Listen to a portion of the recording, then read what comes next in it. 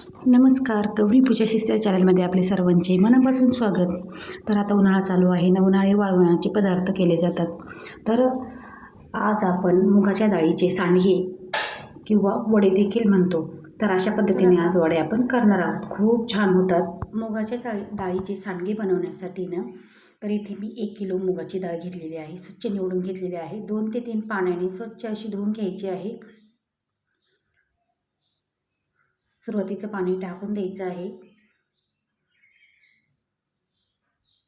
अशा पद्धतीने चांगली खळखळून मोकळ्या पाण्यात धुवून घ्यायची आहे. थोडीशी धूळ लागलेली असते ना, ती निघून जाते. तर ही मुगाच्या डाळीची सांडगे आहे ना, त्याची कोरडी भाजी, सुकी भाजी देखील केली जाते आणि मसाल्यातली काळी भाजी देखील केली जाते आमच्याकडे. तर आणि भाजून देखील खूप छान लागतात. तर अशा पद्धतीने ही मुगाची डाळ मी भिजत घातली होती 1 तासासाठी. आता भिजलेली आहे अशा पद्धतीने. तर आता ही मुगाची डाळ आहे ना, यातलं पाणी काढून टाकायचं आहे. तर आता ही निथळण्यासाठी ना एका टोपलीमध्ये काढून घेऊया. टोपली देखील मस्त स्वच्छ धुवून घेतलेली आहे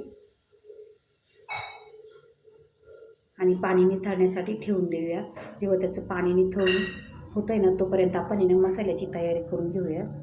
आता सर्व डाळ इथे टोपल्यामध्ये निथळण्यासाठी ठेवलेली आहे. खाली काहीतरी पातेले वगैरे ठेवायचं, म्हणजे त्यातून पाणी निथळून बाहेर जाईल. तर आपली डाळ निथळते ना, तोपर्यंत आपण त्यासाठी लसूण आणि लसणाची पात टाकूया. लसणाच्या पातेने खूप छान टेस्ट येते. तर आता इथे मी आमच्या घराजवळ शेत आहे ना, तिथे आलेले आहे आणि इथे थोडीशी लसणाची पात खोडून घ्यायची आहे. ताजी ताजी हिरवीगार अशी लसणाची पात खोडून घ्यायची आहे. तर अशा पद्धतीने मी ताजी ताजी लसणाची पातेने शेतातून खोडून घेतलेले आहे. सकाळचे 9-9:30 वाजलेले आहेत ना, तर इथे ताजी ताजी लसणाची पात खोडून घेऊया आणि घरी जाऊया. तर बघू शकता आमच्या शेताकडील गावाकडचं वातावरण खूप छान असं आहे आणि अशा वातावरणात उन्हाळी वाळवणाचे पदार्थ करायला खूप मजा येते. तर आता ही लसणाची पात अशी थोडीशी अर्धी मूठ भरून येणे, मी भरपूर अशी लसणाची पात घेतलेली आहे. ताजी ताजी लसणाची पात स्वच्छ धुवून घेतलेली आहे आणि 1 कंडी लसूण आणि 8-9 हिरव्या मिरच्या घेतलेल्या आहे. त्याचं वाटण करून घेतलेलं आहे. आता ही निथळलेली मुगाची डाळ आहे ना, तर ती आता मिक्सरला ओबडधोबड अशी बारीक करून घ्यायची. पाणी नाही टाकायचं वाटण करण्याच्या वेळेस, नाहीतर आहे ना नंतर ते पातळ होतं आणि वडे तोडायला असे एक वडे असे बाजूला बाजूला असे पांगतात. कोरडे वडे होत नाही. आणि वाटण देखील यामध्ये टाकून घ्यायचे. सर्व मुगाची डाळ वाटून घेतल्यानंतर पाणी न टाकताच ते वाटण करून घ्यायचं आहे. लसणाची पात, लसूण आणि मिरच्या आणि थोडेसे जिरे देखील टाकायचे यामध्ये. 1 चमचाभर जिरे टाकायचे. तर आता हाताने ना पूर्ण असं मिरची आणि आपले जिरे टाकलेले आहे ना, ते सर्व मिक्स करून घ्यायचं आहे आणि चवीनुसार मीठ टाकायचं आहे. मिठाचं प्रमाण आणि मिरच्यांचं प्रमाण तुमच्या आवडीनुसार कमी जास्त करू शकता. अशा पद्धतीने मिक्स करून घ्यायचं आहे. मसाला सगळीकडे मिक्स होईल असं.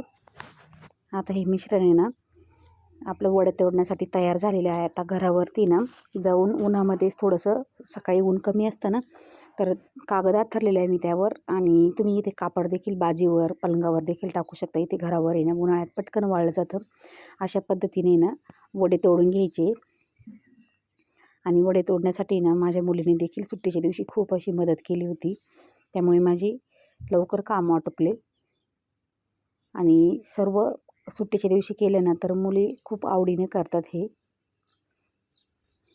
आता अशा पद्धतीने वडे तोडून घेतलेले आणि घरावर ऊन देखील असे भरपूर पडलेले आहे ना, तर अशा पद्धतीने सर्व वडे तोडून घेतलेले आणि उन्हामध्ये वाळवण्यासाठी ठेवलेले आहे दिवसभरासाठी. आणि गावाकडचं असं वातावरण खूप छान वाटते. घरावरून ना नारळाची झाडं वगैरे, इथे डाळिंबाचं बाग आहे. आणि आता हे वडे वाळलेले ना, तर दुसऱ्या दिवशी मी हे परत वाळल्यानंतर उन्हामध्ये थोडंसं ऊन देण्यासाठी ठेवूया.